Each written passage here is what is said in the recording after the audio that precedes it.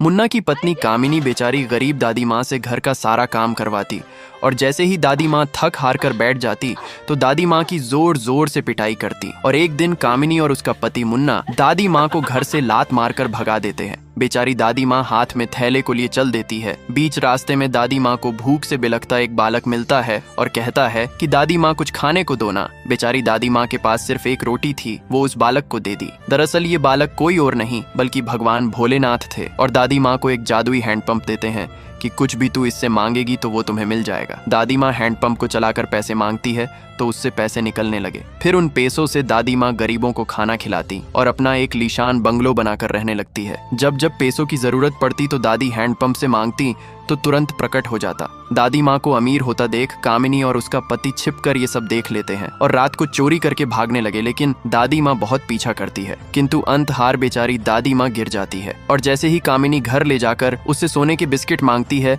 तो उससे काले बिच्छू निकल आते हैं और भोले बाबा दादी माँ को एक नया हैंडपंप दे देते हैं और दादी माँ खुश हो जाती है। लेकिन भोले बाबा अभी भी दुखी हैं क्योंकि दादी माँ के लिए किसी ने लाइक सब्सक्राइब नहीं किया।